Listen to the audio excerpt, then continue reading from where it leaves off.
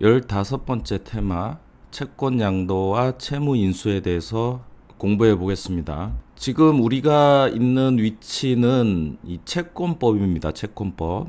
양대 지상권 중에 이 채권법 중에 채권 총론을 하고 있습니다. 채권 강론에서는 이 계약, 사무관리, 부당이득, 불법행위 요걸 배우게 됩니다. 요게 채권 강론이에요. 여기가 채권 강론. 자, 채권법에서 뭘 배웁니까? 채권의 발생, 변경, 소멸을 배우죠. 지금 우리 민법을 배우니까 민법의 존재 목적, 권리의 발생, 변경, 소멸이고, 물권법에서는 물건의 발생, 변경, 소멸을 배우고, 채권법에서는 채권의 발생, 변경, 소멸을 배우잖아요. 그럼 채권 총론에서는 뭘 배우고 채권 강론에서 뭘 배우느냐? 뭐 좀 섞여 있기도 하지만 주로 채권 강론에서는 채권의 발생에 대해서 배웁니다. 법률 행위에 의한 채권 발생 원인인 계약, 법률 규정에 의한 채권 발생 원인인 사무관리, 부당이득, 불법행위. 이렇게 채권 강론에서는 채권의 발생에 대해서 주로 배웁니다. 그럼 채권 총론에서 뭘 하느냐? 주로 채권의 변경과 소멸에 대해서 배웁니다. 다음 시간에는 채권 소멸을 집중적으로 배울 거예요. 물론 일부 언급한 적도 있습니다. 예를 들어서 변제 같은 경우, 변제는 채권의 절대적 소멸 원인이 되겠습니다. 지난 시간과 이번 시간까지는 채권의 변경에 대해서 배우고 있습니다. 가장 중요한 채권의 변경이 있어요. 그게 뭐냐? 손해배상 청구권으로의 변경입니다. 채권이 원래 목적을 달성해서 소멸되는 걸 변제라고 하죠. 그런데 원래 목적을 달성하지 못한 상태가 채무불이행이나 채권자 지체잖아요. 특히 채무불이행. 이 채무불이행이 되면 결국 이 채권의 운명은 어떻게 됩니까? 손해배상 청구권으로 변경이 됩니다. 결국 채권의 모습은 다양하게 시작이 되지만 목적 달성을 못해서 불이행 상태가 되면 결국은 금전 채권, 금전에 의한 손해배상 채권으로 변경되는 운명을 갖고 있어요. 그래서 채권 총론에서 다루는 채권 변경의 가장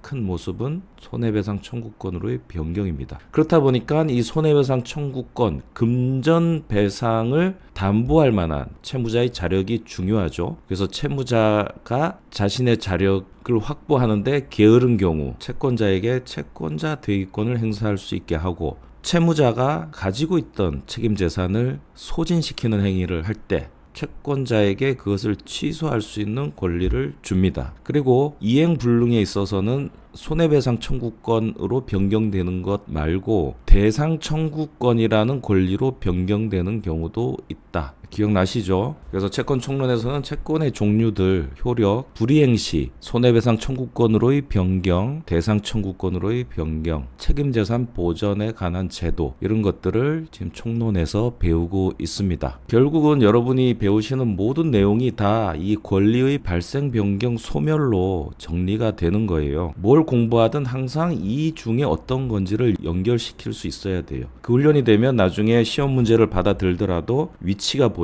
지도가 보이면 반쯤 맞춘 겁니다. 지식이 부족한 건 채울 수 있는데 길을 잃어버리면 아예 아무것도 못합니다. 자, 오늘 배우는 채권 양도와 채무 인수는 그럼 어디겠습니까? 채권을 넘긴다, 채무를 넘긴다. 이게 무슨 의미죠? 요 변경에 속하는데 어떤 변경에 속하느냐면 주체의 변경에 속합니다. 당사자 변경. 이 당사자가 변경되는 것, 그게 채권법에서 일어나면 채권 양도 또는 채무 인수의 방식으로 이루어집니다. 주체가 변경되면 변경된 주체 사이에는 다시 상대적 발생과 상대적 소멸이 일어납니다. 기존 채권자, 양도인의 입장에선 채권이 없어지는 거죠. 어딘가 옮겨가니까. 그런데 이 세상에서 없어진 건 아니기 때문에 상대적 소멸. 새로 채권을 받은 쪽은 상대적 발생이죠. 없던 게 생긴 게 아니라 이미 있던 걸 넘겨받으니까 승계 취득이 됩니다. 채권 양도 계약에 의해 승계 취득을 하게 되면 그것을 특정 승계라고 합니다. 상속이나 합병으로 승계되는 걸 포괄 승계라고 하고, 오늘 우리가 배우는 채권 양도는 이 승계 중에 특정 승계를 배우게 되는 거예요.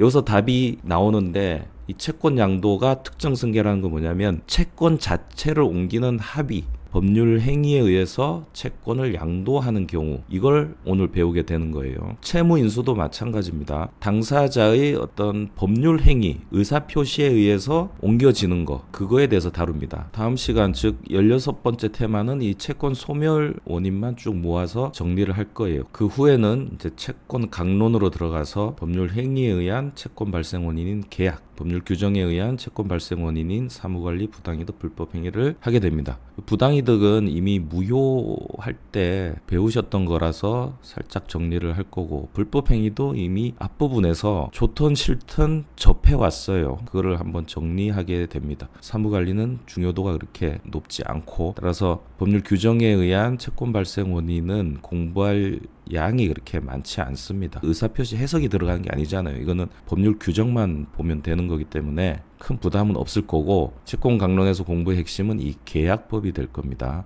이 계약법은 여러분이 매일매일 알든 모르든 접하고 계신 가장 밀접한 법이죠. 그런데 그동안과 지금의 차이는 뭐냐면, 그동안은 민법 총론 전체의 모습 또는 채권법의 효력, 이런 걸 모르는 상태에서 그냥 단순하게 계약을 맺고 해소하고 해왔던 거고, 이제 여러분이 계약법을 배우실 때는 이 기반 지식을 갖춘 상태에서 배우기 때문에 훨씬 이해도가 높아질 겁니다. 민법 전체를 완성해가는 핵심 포인트가 될 겁니다. 이번 시간과 다음 시간까지 채권 총론을 잘 정리하신 다음에 설레는 마음으로 계약법으로 들어갔으면 좋겠습니다. 채권 양도부터 보실 건데, 이 채권자가 있습니다. 그 다음에 채무자가 있고요. 100만 원을 줘야 돼. 금전 채권이라고 합시다. 100만 원이라는 금전을 지급할 행위, A는 그 행위 청구권을 갖고 있습니다. 눈에 보이진 않죠. 둘 사이의 인식 속에 있는 거죠. 뭐 차용증을 쓰기도 하는데 차용증을 쓰고 안 쓰고 하고 관계가 없어요. 차용증은 증거지 그걸 안 썼다 해서 권리 발생이 안 되느냐, 그거 아닙니다. 계약법에서 보시겠지만 그냥 합의만 하면 돼요. 합의 증표로 계약서를 쓰는 거는 그냥 기억을 보충하기 위해서 하는 거지 권리 발생하고는 관계가 없습니다. 그래서 이 행위 청구권은 눈에 보이지 않죠. 근데 이제 요 C가 있어요. 자, A가 C한테 뭐 공교롭게도 또 100만 원을 줄 게 있어요. 자, 그럼 A 입장에서는 B한테 100을 받아서 C한테 주면 되죠. 주면 되는데 뭐 이렇게 할 수도 있죠. 좀 편하게. 그냥 B한테 받을 이 채권 자체가 권리잖아요. 100만 원을 받을 행위 청구권. 이것도 100만 원의 가치가 있잖아요. 채권으로서. 그래서 간편하게 할 수 있죠. 야, 나 B한테 100만 원 받을 거 있는데 네가 그냥 직접 받아가. 요 채권을 요렇게 그냥 넘기는 겁니다. 넘기면 요 부분이 이제 생략되겠죠. 그 다음에 요 둘 사이의 관계도 이제 정리가 될 거고, 요 두 개의 화살표는 없어지고 B와 C의 관계만 남겠죠. 네, 요거를 이제 채권 양도라고 합니다. 아시겠죠? 일단 채권 양도, 채권 일로 넘어갔어. 이 둘 사이에 뭐 채권의 효력, 변제기, 채무 불이행, 뭐 채권 자체, 이런 채권 총론상의 이슈들이 여기에 남는 겁니다. 자, 일단 채권 양도에 대해서는 이해를 하셨죠? 그럼 생각해 보세요. 여기서 이 채권을 양도한다. 그러면 이 채권 자체가, 여기는 지금 금전 채권이니까 양도하는데 큰 문제가 없죠. 근데 이 채권이 뭐 금전이 아니라 어떤 행위 채권, 하는 채권, 뭐 강의 채권, 뭐 이렇게 채권 성질 자체가 양도에 적합하지 않은 게 있을 수 있습니다. 둘 사이에서만 의미 있는 거, 이 성질상 양도가 안 되는 거, 아니면 서로 정산해야 되는 어떤 관계에 있는 채권, 이렇게 성질상 양도가 곤란한 채권이 있을 수 있어요. 뭐 그런 게 어떤 게 있는지 이런 걸 이제 한번 보시면 되고, 그리고 채무자 입장에서는 이게 눈에 안 보이니까 채권자를 A로 인식하고 있는데 어느 날 통장에 100만 원 넣었더니 그거 나한테 갚으면 안 되고 얘한테 갚아야 되는데 이래 되고, C 입장에서는 이 채권을 받았다고 생각하고 요 100만 원이 면제됐다고 생각했는데 A가 받아가 버렸어. B한테 달라고 하니까 B는 나 A한테 줬어. 이렇게 막 혼란스러울 수가 있죠. 그래서 이 행위 청구권, 행위의 상대방이 바뀌는 부분을 어떻게 좀 선명히 하느냐, 이게 문제될 수가 있어요. 자, 비록 이게 행위 청구권이지만 좀 아이디어를 내서 이런 이제 종이에다가, 예를 들어 이제 100만 원 종이에다 이걸 써요. 쓰고 여기다 이제 B가 A한테 준다. 그리고 A가 갖고 있는 권리야. 이렇게 종이에 써서 권리 행사를 나중에 A가 요거를 B한테 내밀면 B 입장에서는 이거 내민 사람한테 100만 원을 주면 되죠. 이렇게 만들면 양도도 편해요. 왜냐하면 A가 이걸 갖고 있다가 C한테 넘겨주면서 여기다가 써요. C 이렇게 써서 최종 권리자 C 이 증서를 그럼 B 입장에서는 이 증서가 왔을 때 최종 권리자를 확인해서 그 사람한테 그냥 주면 돼요. 미리 이런 약속을 하는 거예요. 이게 이제 증권적 채권이라고 하는 겁니다. 일반 채권은 지명 채권이라고 해요. 그냥 우리가 채권하면 지명 채권을 말합니다. 특정한 사람에게 특정한 행위를 요구할 수 있는 권리, 이걸 지명 채권이라고 합니다. 이 지명 채권이 눈에 보이지 않아서 생기는 이런 양도성의 문제, 권리를 선명하게 하는 문제, 이걸 해소하기 위해서 등장한 방법이에요. 근데 이것도 번거롭다. 그래서 아예 어떻게 하냐면 저 사람 이름도 적지 않아. 아예. 그러니까 이렇게 사람 이름도 적지 않고 아예 여기에 그냥 권리만 써놓고 누구든 이걸 가져오면 그 사람한테 이행하면 채무 이행이 된 걸로 치는 증권을 만들었어요. 그래서 요거는 이제 이름이 써 있다 해서 기명 채권이 됩니다. 요 일반 채권은 이제 지명 채권이고 요거는 아예 이름도 없앴다. 그래서 무기명 채권입니다. 무기명 채권은 그냥 그걸 갖고 있는 사람한테 그 내용대로 이행을 하면 돼요. 영화표, 극장에 가면 영화를 보여주죠. 거기에 채권자 이름이 써 있지 않습니다. 그냥 그 표만 있으면 돼요. 양도는 이 무기명 채권을 그냥 점유이전, 그냥 인도하면 돼요. 그냥 이걸 가진 사람한테만 채무자는 이행하면 돼요. 양도가 되게 쉽죠. 그냥 넘겨주면 되고 이때 권리 행사는 그냥 이 무기명 채권을 내밀기만 하면 되죠. B한테. 채무자 입장에서는 이게 어디로 팔려가든 아무 상관이 없죠. 그냥 누구든 가져오면 거기에만 이행하면 되니까. 이런 증권적 채권이 나온 것은 지명채권의 양도성을 보강하기 위해 나온 거다. 이거는 그냥 참고로 알아두시고, 그럼 이 지명채권은 양도를 어떻게 하느냐, 뭐 이런 증권적 채권에서 보완하고자 하는 단점이 여기 있죠. 지명채권 양도는 일단 A하고 C 사이에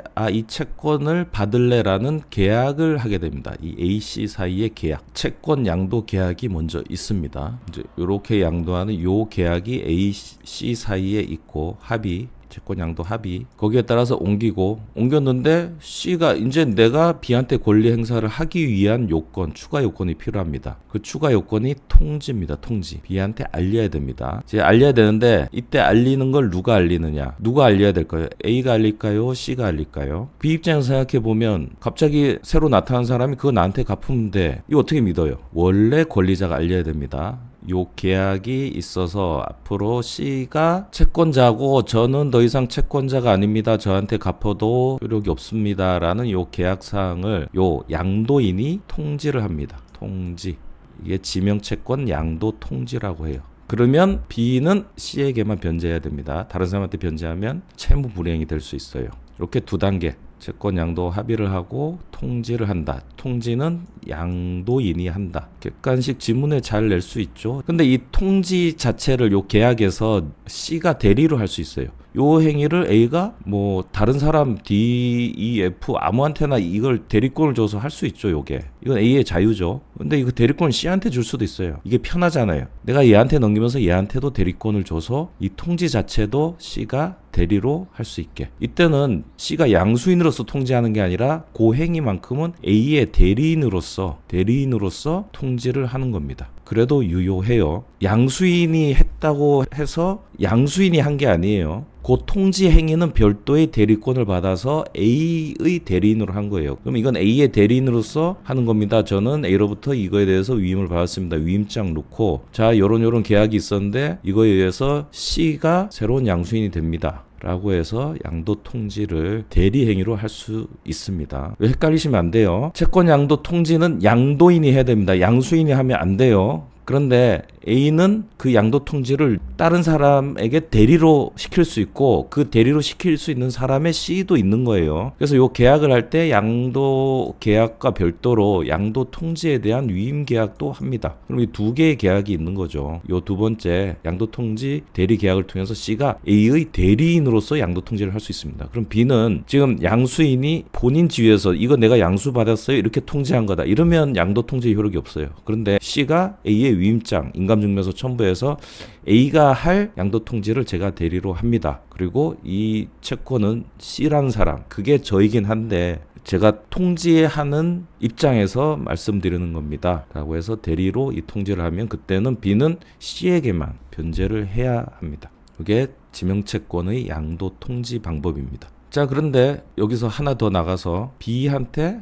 다른 채권자가 있을 수 있어요. 이 채권이 C로 완전히 넘어간 이 사실을 지금 B한테만 통지했으면 다른 이해관계인은 모르죠. 그 모르는 이해관계인과 사이에 어떤 법률 분쟁이 생겼다. 그때 이 효력을 주장하기 위해서는 이 통지 자체를 객관성 있는 증명 가능한 서류로 해야 됩니다. 당장은 뭐 모든 이해관계인에게 이거를 알릴 수는 없어요. 그런데 나중에 어떤 우열 문제라든지 이런 게 생겼을 때 내가 먼저야, 내가 이때 통지를 했어 라는 걸 주장하기 위해서는 공적인 방식으로 날짜를 증명해야 돼요. 그걸 뭐라고 하냐면 확정일자 있는 증서라고 합니다. 확정일자 있는 증서. 우리가 제일 많이 하는 게 내용증명이에요. 내용증명. 제가 내용증명에 대한 영상도 만들어 올린 게 있거든요. 그때도 이런 설명을 했습니다. 날짜를 증명해야 될 때 내용증명으로 해야 된다. 내용증명을 하게 되면 우체국에 이 의사표시를 했다는 게 증명으로 남아요. 또는 뭐 법원 서류 같은 걸 통해서, 법원 절차를 통해서 할 때 법원 서류에 송달이 된 게 날짜가 남아요. 이걸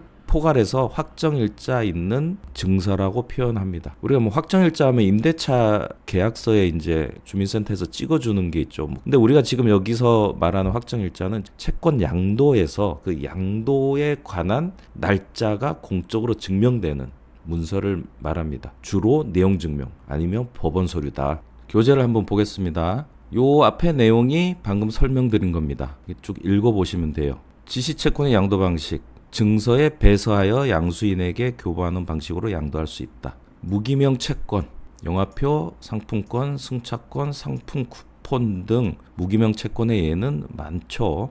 요거에 대한 얘기입니다. 523조 무기명 채권은 양수인에게 그 증서를 교부함으로써 양도의 효력이 있다. 뭐 이름 쓸 필요도 없고 그냥 주면 돼요. 행사도 그냥 보여주면 되고 읽어보시면 되겠습니다. 여기 이제 지명채권 양도에 관해 법조문 위주로 살펴봅니다. 채권의 양도성. 채권은 양도할 수 있습니다. 다만 성질이 양도가 안 되는 건 양도할 수 없습니다. 양도 가능한 것이어야 됩니다. 장래의 채권도 어느 정도 기본 채권 관계가 확정되어 특정이 가능하면 양도가 가능합니다. 지금 채권할 때 계속 비슷한 문장이 나오죠. 책임재산 보존할 때도 피보존 채권의 요건에서도 말씀을 드렸고 이 채권이 가진 특성 때문에 그래요. 채권이 꼭 발생하는 그 시점으로만 하면 어떤 문제가 생기냐면 구체적으로 권리가 발생하기 전에는 잉태가 되거든요. 채권이라는 게. 잉태가 돼서 가다가 발생하는데 그 발생 시점만 갖고 어떤 법리 문제를 따지면 이 잉태되어 있던 부분이 여기 공백이 생겨요. 공백이 생긴다는 것은 악용할 수 있다는 겁니다. 그래서 계속 저런 기준이 나오는 거예요. 채권이 확실히 생기지 않았더라도 이미 잉태돼서 생길 만한 구체화될 정도면 똑같이 일반적인 채권처럼 효력을 인정하는 겁니다. 자, 양도가 제한되는 내용들을 여기 정리해 봤습니다. 성질상 제한, 특정인의 초상화 그리는 채권, 부작위 채권 이런 것은 동일성 필요한 거기 때문에 양도를 하면 의미가 없어진다. 신뢰관계 배경의 채권은 양도 통지만 하는 게 아니라 채무자의 승낙도 필요하다. 매매로 인한 등기 청구권. 내가 돈을 주고 부동산을 사는데 그럼 내가 등기 청구권이 있죠. 이 등기 청구권을 남한테 그냥 넘겨. 근데 이 사람이 나하고 계약을 할 때는 나니까 계약했던 내용도 있습니다. 이 사람이니까 판다. 난 저 사람이 오면 팔지 않았을 거야. 이런 경우도 있을 수 있거든요. 여기서 말하는 신뢰관계라는 건 그런 겁니다. 채무자의 의사. 요 부분에서는 나 이거 넘겼어라고 통지만 하면 안 되고 상대방의 동의가 필요하다. 그렇지 않으면 채무자의 의사에 반해서 악용될 수가 있죠. 난 저 사람한테 안 팔라 그러는데 저 사람이 내가 좋아하는 사람 시켜갖고 계약하고는 나중에 채권 양도 얘한테 넘겨. 이렇게 되면 처음에 가졌던 거래상 신뢰가 다 깨져버리겠죠. 이때는 채무자의 승낙까지 받아야 됩니다. 특정 채권자와 상호 계산해야 되는 그런 채권들을 성질상 양도가 안 됩니다. 종된 권리만 떼서 양도할 수가 없습니다. 내가 돈을 빌려주고 원금과 이자를 받을 수 있는데 그중에 이자 받는 권리만 남한테 넘긴다. 안 됩니다. 종된 권리는 주된 권리와 함께 움직여야 됩니다. 보증에 대한 채권도 그렇고 물권적 청구권도 그렇고 물권적 청구권이라는 것은 예를 들어 소유권이 있다. 그럼 소유권에 내재된 세 개의 권리가 있어요. 이게 물권법을 하면 이제 굉장히 중요한 쟁점인데, 내가 소유권을 가졌다. 그럼 누가 침해하면 침해를 방지할 수 있는, 또 누가 가져가면 반환을 청구할 수 있는, 방해 예방을 청구할 수 있는 이런 묻어있는 피부와 같은 권리가 있어요. 근데 내가 소유권을 가지고 반환 청구권만 남한테 옮긴다. 그러면 피부만 남 주는 거하고 똑같아요. 불가능하죠. 물권적 청구권은 물권에 붙어있는 피부이기 때문에 따로 양도를 못합니다. 근데 주된 권리가 이전되면 얘들은 종된 권리는 당연히 따라가죠. 주물종문 이론에 의해서 권리객체 물권 파트에서 했죠. 임금 채권은 양도는 가능하지만 양수인이 자기한테 달라고 청구하지는 못한다. 449조 2항 채권은 당사자가 반대의 의사표시를 한 경우에는 양도하지 못한다. 그 의사표시로 선의 3자에게 대항하지 못한다. 너 A 이거 양도하지 마. 동의 못해 라고 했더라도 그 내용을 모르는 C가 양도받았다. 그러면 이 C에게는 대항하지 못한다는 겁니다. 자, 450조 채권 양도에선 가장 중심된 조문입니다. 지명채권. 일반 채권을 말한다고 했죠. 5번 읽어보시고, 지명채권의 양도는 양도인이 채무자에게, 양도인이 채무자에게, 이게 중요합니다. 양도인이, 이걸 양수인으로 바꿔서 문제를 낼 수 있어요. 누가 통지하느냐 중요합니다. 양도인이 채무자에게 통지하거나 채무자가 승낙하면 통지하는 절차를 생략할 수 있죠. 아니하면 채무자나 3자에게 대항하지 못한다. 말이 대항하지 못한다지, 이건 이중변제라는 큰 법률적 문제를 알 수 있기 때문에 중요한 문구입니다. 여기 6번 각주가 중요한데, 양도할 때는 양도인이 채무자에게 합니다. 그런데 양도가 취소 해제되면 양수인이 채무자에게 통지한다. 이게 무슨 말이냐면, 이게 양도 계약을 통해서 이전이 된 거잖아요. 이게 하나의 합의인데, 그러면 요 계약이 민총에서 배웠던 무효 취소 사유가 있을 수 있죠. 착오, 사기, 강박, 통정, 허위, 이런 무효 취소 사유가 있을 수 있잖아요. 그러면 무효 취소로 이게 없어졌다. 일단 통지를 하고 난 다음에 이게 없어졌어요. 그럼 B는 지금 C로 알고 있잖아요. 이 순간은 C만이 권리죠. 무효 취소되면 이 양도됐던 권리가 다시 원상복귀하죠. 부당이득이 돼서 원상복귀합니다. 그럼 다시 C가 채권자였다가 A가 채권자가 됐죠. 이때 누가 통지하냐 이겁니다. 이때는 똑같은 원리예요. 지금 권리자가 통지를 해야 돼요. 그러니까 이 양수인이 통지를 해야 되는 거예요. 원래 양수인 지위에 있었던 이 C가 계약이 무효 취소됐습니다라고 통지해서 앞으로는 A한테 갚으세요. 이 권리자는 A입니다. 그래서 C가 통지해야 돼요. 이때는 지금 권리를 갖고 있는 사람이 하는 게 가장 믿을만하죠. 모르는 사람이 나타나서 이거 내 권리입니다. 이건 어떻게 보장할 수 없잖아요. 요 문장을 이해하시면 됩니다. 이것도 객관식 지문에 자주 나오는 문장입니다. 여기 양도인, 양수인 이 단어 자체에 몰입하지 마시고 요 상황을 이해하세요. 이러한 통지나 승낙은 확정일자 있는 증서, 여기 나오죠. 주로 내용 증명 또는 법원 서류 같은 겁니다. 이거에 의하지 아니하면 채무자 이외의 제3자에게 대항하지 못한다. 다른 사람하고의 어떤 권리 문제가 발생했을 때 일단은 이 날짜가 나와야 얘기가 돼요. 저 날짜가 없으면 일단은 넌 빠져. 이 논의에서 빠져. 이렇게 되는 겁니다. 이 채권이라는 게 눈에 안 보이기 때문에 일로 양도되고 일로 양도되고 일로 여러 개가 양도될 수도 있거든요. 채권자가 나 얘한테 100만 원 받을 게 있어. 그러면서 C한테 그 대신 받아 해놓고, 근데 D한테도 돈 갚을 게 있어요. 50을. 그러니까는 이미 양도해서 자기 권리자가 아닌데 또 D한테 나 B한테 받을 거 있어. 그거 네가 받아가. 또 양도할 수 있는 거예요. 지명채권의 한계입니다. 물권은 공시가 되거든요. 점유나 등기로. 그때는 이런 일이 발생할 수가 없어요. 공적인 상황에서 확인이 되니까. 근데 채권은 그렇지가 않잖아요. 행위 청구권이라는 한계 때문에 여러 군데 양도를 해버릴 수가 있다는 거예요. 그 어느 날 C도 D도 이 F가 다 나타나서 B한테 돈 달라고 한단 말이죠. B 입장에서는 뭐냐면 어느 날 통지가 왔어요. C한테 옮겼어. 근데 또 통지를 해. D한테 옮겼어. E한테 옮겼어. 통지가 3개씩 와. 그럼 얘는 어디 갚아야 되냐는 거죠.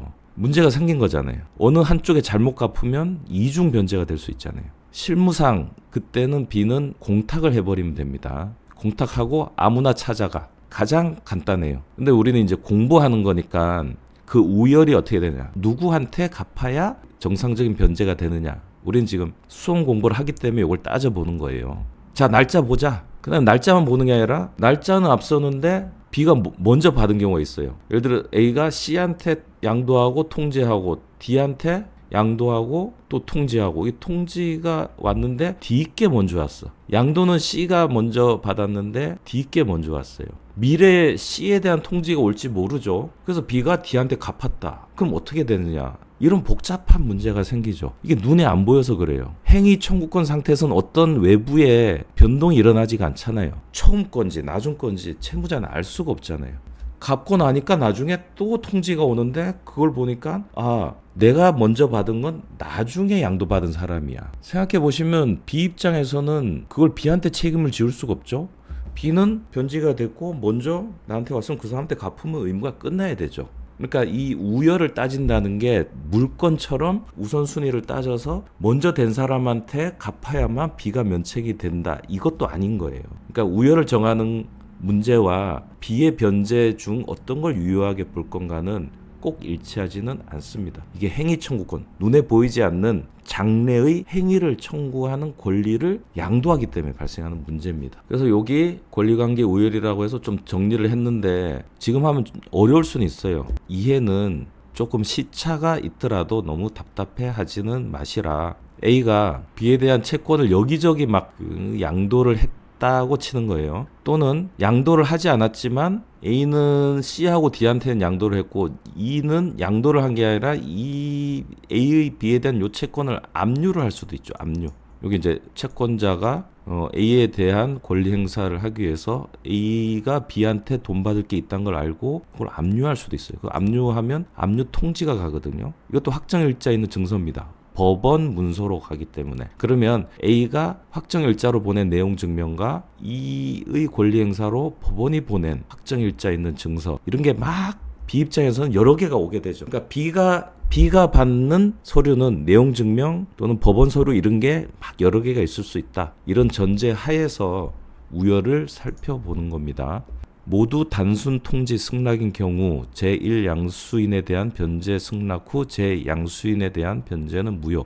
1번은 확정일자 있는 증서가 아니라 그냥 단순 통지, 단순 승낙인 경우. 이 중에 그 무엇도 내용 증명, 확정일자 있는 증서가 아니다. 그러면 제일 먼저 양수한 사람한테만 변제해야 된다. 그러면 이때 제일 양수인에 대해 변제하겠습니다. 승낙을 하면 제2양수인에 대해서 변제하면 안 된다. C한테 양도하고 통지했어요. 그 B가 C한테 갚을게요 이랬는데 나중에 D에 대해서 또 양수했다 통지 오고, 단순 통지일 때 그때는 C한테만 갚아라. 저 여러 개 중에 어느 하나만 확정일자 증서 통지일 때는 확정일자가 우선한다. 아까 말씀드렸듯이 일단 확정일자가 없는 통지는 일단 빠져, 이렇게 되는 거예요. 그런데 확정일자 통지 전에 이미 변제, 상계, 면제 등으로 소멸한 때는 유효하다. B 입장에서는 미래에 확정일자 된 게 올 거라는 예측을 못 하죠. 예언가가 아니잖아요. 그래서 일반 통지가 왔는데 거기에 그냥 변제했어. 근데 나중에 확정일자 통지가 또 왔어. 그렇더라도 B는 면책이 됩니다. 면책을 안 해주면 미래에 일어날 일을 예언을 하라는 것밖에 안 되잖아요. 그래서 변제가 먼저 이루어지면 그건 유효하다. 근데 변제 전이라면 누구한테 변제할 건가의 문제는 확정일자 있는 게 우선한다. 모두 확정일자 있는 증서로 통지 승낙했을 때는 요때 이제 헷갈리기 쉬운데 채무자에게 도달한 순서로 우열을 가립니다. 아까 말씀드렸듯이 C한테 먼저 양도하고 그 다음에 D한테 양도해야 했는데 B는 D 걸 먼저 받았어. 날짜는 C가 빨라요. 확정일자 자체가. 그렇지만 B가 인식한 기준으로 서열이 순서가 결정된다. 그래서 채무자 인식 기준설이라고 합니다. 채무자 입장에서 먼저 도달한 데다가 갚아버리면 돼요. 모두 확정일자 통지일 때. 확정일자 있는 것과 없는 게 있으면 없는 거를 빼버리고 있는 것끼리 중에 먼저 도달한 걸 하면 되고, 근데 그걸 떠나서 그 전에 갚은 게 있으면 그 갚은 거는 유효하다. 동시도달, 동시 도달했을 때는 우열은 대등하다. 그래서 채무자는 아무한테나 변제해도 유효합니다. 이중양도 가압류 채권자들이 채권 합계가 채무를 초과하는 경우, 얘가 지금 100만 원만 받을 게 있는데 이게 일로도 100만 원, 여기 뭐 뒤에 한 50만 원, 여기 압류 한 80만 원, 이걸 다 합치면 100이 넘죠. 예, 이 100이 넘는 통지를 동시에 받았다. 이 채권자들 사이에서는 금액 비례해서 내부적으로 정산할 의무가 있다. 이때 채무자는 이중 지급 위험을 피하기 위해 변제 공탁을 할 수 있다. 이게 실무상 제일 간단해요. 변제 공탁 해버리면 깔끔합니다. 이 변제 공탁은 다음 시간에 볼 거예요. 채무자의 입장으로 한번 상황을 생각해 보세요. 그러면 좀 이해가 되실 거예요. 그게 아니라 좀 멀리 떨어져서 서열을 매기려고 하면 헷갈립니다. 날짜가 빠른데 왜 후순위야? 뭐 이렇게 될 수 있는데, 이게 지명채권은 눈에 보이지 않는데 막 돌아다닌단 말이에요. 그럼 채무자의 입장에서 이게 어디서 어떻게 돌아다니는지를 알 수가 없잖아요. 갚으라고 왔는데 갚았는데 아니야, 미래에 뭐가 과거께 도착했어. 야, 너 왜 미래를 예측하지 못했어? 너 왜 노스트라다무스가 되지 못했어? 이러면서 너의 변제는 부효, 너 또 변제해, 이중 변제해. 말이 안 되잖아요. 그러니까 그런 상황에 따라서 형평에 맞게 이런 논리들이 발전해 온 겁니다. 천천히 한번 읽어보세요. 승낙 통지 효과. 채무자가 조금 이의 보류, 요거 생각 좀 해볼게, 잠깐 보류, 뭐 이런 걸 하지 않고 승낙을 하면 양도인에게 대항할 수 있는 사유로서 양수인에게 대항하지 못한다. 채권을 넘겼는데 지금 이제 100을 갚아야 되는데 사실은 A한테 20을 받을 게 있어. 그럼 나 이걸 깔려고 했단 말이죠. 80만 갚으면 되는데 이걸 양도한대. 그러면 이의를 해야 되죠. 보류 이렇게 해야 되는데 B가 그냥 오케이 이렇게 했다. C가 100을 갚으라니까 아니 나 A한테 20 받을 거 있으니까 80만 줄래. 안 됩니다. 그 20은 A하고 해결하고 C한테 주장할 수 없어요. 왜냐하면 C의 입장에서는 그런 사정을 모르죠. B가 오케이 했으니까 난 100만 원을 받아왔어. 100만 원짜리 채권을 가져왔어. 이렇게 인식하고 권리를 행사하는 거잖아요. 근데 나중에 새삼 이의 보류 없이 했던 말을 한다. 그러면 C가 예상치 못한 손해를 보는 거잖아요. 그래서 B가 그때는 양도할 때 조심을 했어야 됩니다. 이 일을 했어야 됩니다. 다만 그런 건 양수인을 보호하려고 하는 거죠. 양수인이 불칙의 손해를 입지 않게 하기 위한 건데, 양수인이 그런 거 알았거나 중과실은 거의 뭐 악의에 가깝죠. 몰랐더라도 그 모르는데 너무 큰 과실이 있어. 이때는 이 일을 보류한 것과 동일합니다. 그러나 채무자가 채무를 소멸하게 하기 위해 양도인에게 급여한 것이 있으면 회수할 수 있고, 양도인에 대하여 부담한 채무가 있으면 성립되지 않음을 주장할 수 있다. 요게 100을 갚고 나서 그 다음에 A하고 관계해서 이런 권리를 주장할 수 있다는 겁니다. 채무자가 승낙한 게 아니라 양도인이 양도 통지만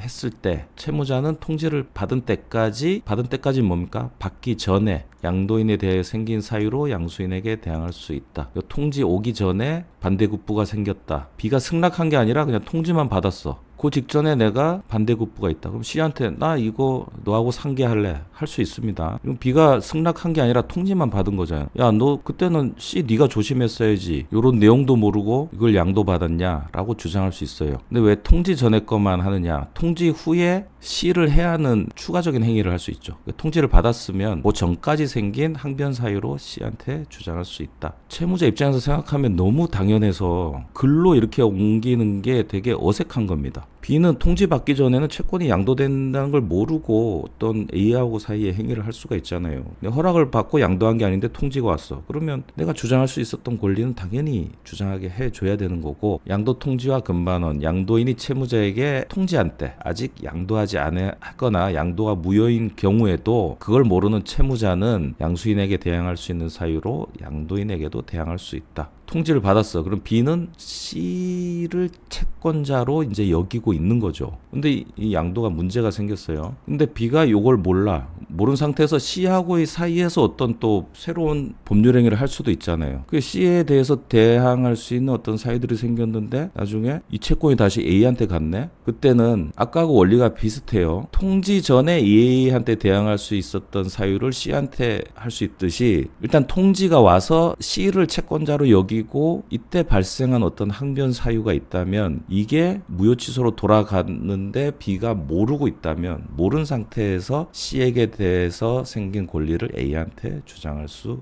있습니다. 전항의 통지는 양수인의 동의 없으면 철회하지 못한다. 자, 지금까지 채권 양도를 봤습니다. 자, 두 번째 채무 인수에 대해서 보겠습니다. 자, 채무 인수는 채권 양도보다 조금 더 예민한 문제가 있습니다. 예를 들어서 A가 채권자다. 예, B가 채무자입니다. 100만 원 갚을 게 있다. 아까는 이제 A가 권리를 양도하는 건데 지금은 B가 C한테 채무를 넘기는 겁니다. 그래서 C, 네가 갚아.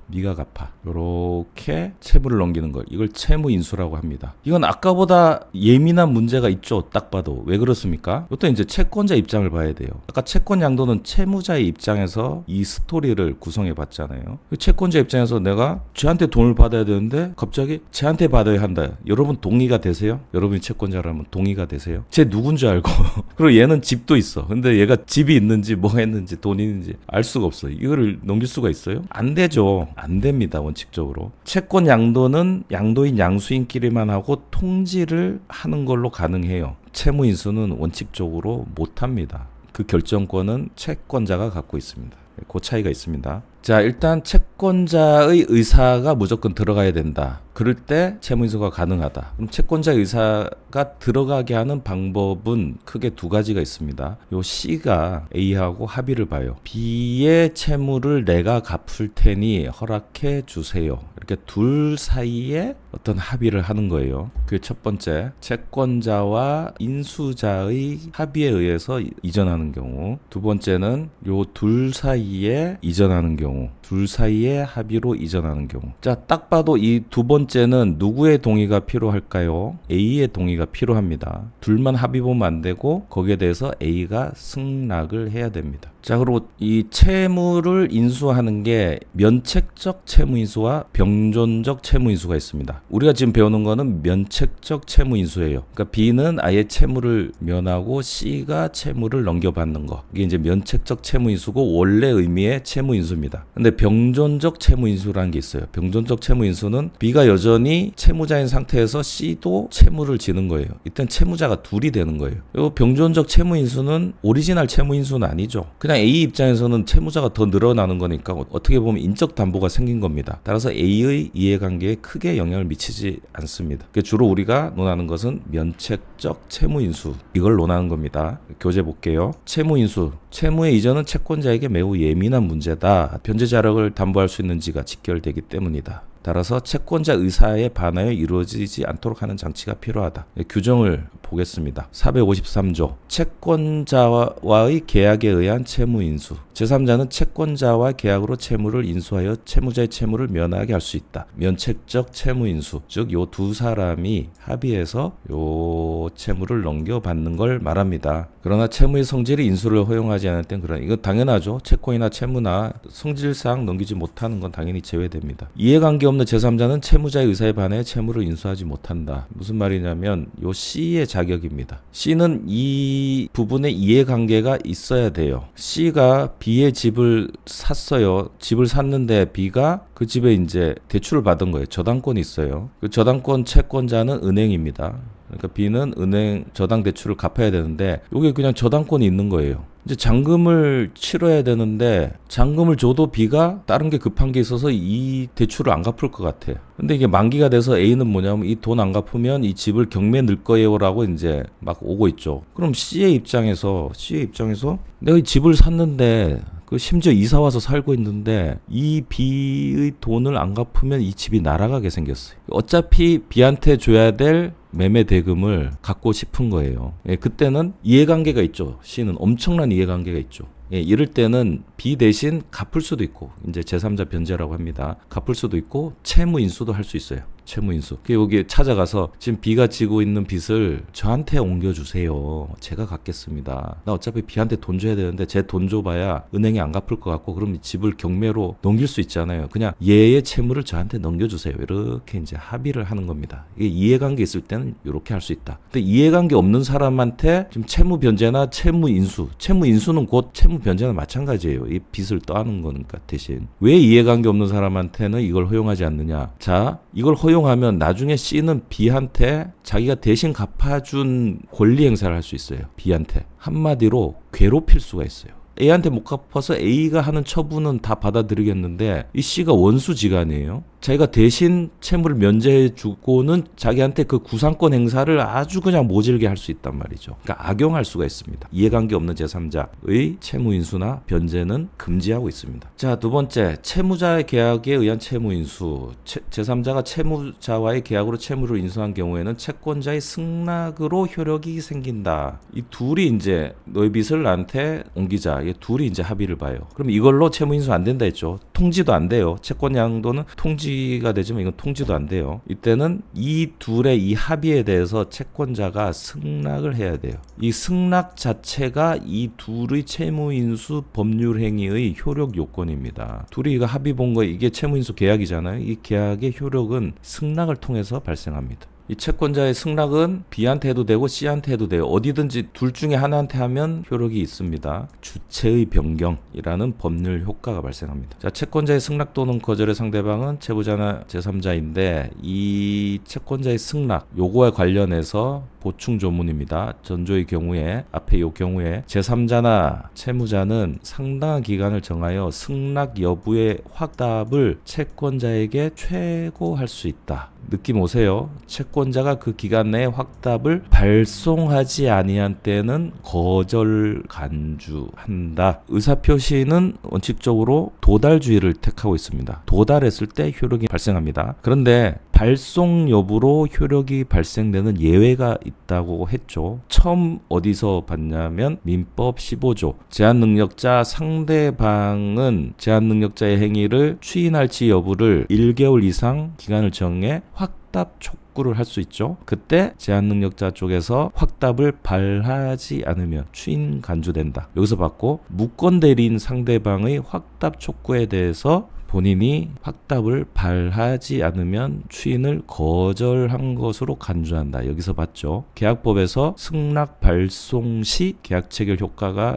나는 경우를 보게 될 겁니다. 의사표시는 도달주의를 택하지만 예외적으로 발신주의를 택하는 예에 요게 또 들어가는 겁니다. 그럼 제한능력자 상대방의 최고권, 무권대리인 상대방의 최고권, 지금 여기 채무 인수에서 채권자의 승낙, 그 다음에 격지자 간의 계약 체결 시점, 요 4개는 대표적인 발신주의 예외가 되는 거예요. 그럼 문제 내기 쉽겠죠? 요 4개에 도달주의를 하나 끼워 넣으면 문제가 되잖아요. 아니면 도달주의 4개에 요 4개 중에 하나를 답으로 넣거나. 자, 일단 내용 봅시다. 채권자가 그 기간에 확답을 발송하지 않으면 승낙 거절로 본다. 그래야겠죠. 둘이 채무 인수 계약을 했어요. 그러면 지금 효력이 없는 겁니다. 아직. 승낙이 되면 확정적 유효가 돼요. 근데 상당한 기간을 정해서 이거 승낙할지 말지 말아세요 했는데 침묵을 했다. 침묵을 했다는 건 현재 상태, 유동적 무효인 현재 상태에서 유동적을 빼겠다는 거죠. 변화를 원하지 않는다는 거죠. 니들끼리 계약해놓고 왜 나한테 승낙하라 그래. 무효로 정이 됩니다. 확답을 바라지 않으면 승낙 거절한 걸로 본다. 외울 필요 없죠. 다 현재 상태, 유동적인 걸 빼버리고 현재 상태로 두는 쪽으로 해석하면 어떻게 간주할지가 나옵니다. 채권자가 승낙하기 전에는 당사자는 이걸 철회나 변경할 수 있어요. 승낙 오기 전에는 이거는 채권자한테 어떤 이해관계를 주는 게 아니니까 철회 변경할 수 있고, 승낙을 하면 소급표가 있습니다. 여기 먼저 채무인수 계약을 하고 며칠 뒤 승낙이 왔다. 그러면 이 인수 효력은 요때 채무인수 계약을 한 날부터 생기는 거예요. 승낙한 날부터가 아니라 채무인수 이때 하고 승낙이 요때 있었다. 그러면 채무의 변경은 요때 일어났다. 승낙 시점이 아니라 인수계약 시점이다. 물론 요 사이에 어떤 제3자가 개입돼 있다면 요 3자한테 그 효력을 주장할 수는 없어요. 제3자의 권리를 침해하지 못한다. 소급표에는 반드시 따라오는 거죠. 인수인은 전 채무자의 항변할 수 있는 사유로 채권자에게 대항할 수 있다. 이 채무가 그대로 왔기 때문에 요 채무자가 갖고 있던 항변 사유를 그대로 가져오는 겁니다. 전 채무자의 채무에 대한 보증이나 제3자가 제공한 담보는 소멸한다. 이것도 너무 당연한데, B가 A한테 이제 채무를 지고 있는데 이거에 대해서 누가 보증을 했어요. B 다시 담보 제공했어. B 투 다시. 뭐 이 사람들은 B하고 가족이거나 친하거나 어떤 이해관계가 있겠죠. 근데 B가 C로 넘겼다. 생판 모르는 C예요. 근데 이 사람들이 이 C를 위해서 보증이나 담보를 세울 이유가 없잖아요. 이 사람들 무슨 죄예요? B를 보고 이걸 제공했는데 왜 C까지 하겠어요? 이런 거는 소멸합니다. 그런데 보증이나 제3자가 채무인수에 동의한 경우에는 딸려간다. B가 일방적으로 한 게 아니라 이 사람들한테 나 이거 C한테 좀 넘길 건데 당신들 소멸되면 이게 인수가 안 될 것 같아요. 동의해 주세요. 어차피 이게 바뀌어도 당신들 권리를 해야 하는 건 아니잖아요. 원래 나를 위해서 해주려고 했던 거잖아요. 그래? 오케이? 그러면 딸려간다. 여기서 불상보증인은 뭐냐면 자기의 어떤 부동산이나 이런 거에 이제 얘 채무에 대해서 담보를 제공한 거, 물적 담보를 제공한 경우를 말해요. 저당권 같은 거. 그래 이제 동의를 하면 얘가 채무를 가져왔을 때 얘는 이제 거기에 대해서 물상보증인이 되겠죠. 여전히 저당권을 제공하고 있는 겁니다. 그런데 이걸 동의했다고 해서 C가 새로 채무를 부담하는 것까지 얘가 담보하는 게 아니라 기존의 B의 채무만큼 그것에 대해서 물상 보증을 하는 겁니다. 담보를 제공한 겁니다. 이건 너 동의했으니까 이제 C가 앞으로 채무를 지더라도 너의 담보가 제공되는 거야. 이건 당연히 아니에요. 근저당권 같은 경우는 장래의 채무도 보증을 하거든요. 계속적 거래 관계에서는 근저당 채무는 올라갔다 내려갔다 계속합니다. 그런데 인수됐을 때 C의 채무까지 포함되는 건 아니다. 신채무자, 인수인이 다른 원인으로 부담하게 된 새로운 채무까지 담보하는 것은 아닙니다. 별도로 채무를 진 것까지 이 담보에 효력이 미치는 건 아니다. 채권 양도와 채무 인수는 권리 주체의 변경이란 점에서 채권의 변동을 이해하는데 좀 도움을 줄 수도 있을 것 같아요. 자, 다음 시간에는 채권 소멸 원인을 쫙 모아서 한 번에 정리하겠습니다. 오늘 여기까지 하겠습니다. 수고하셨습니다.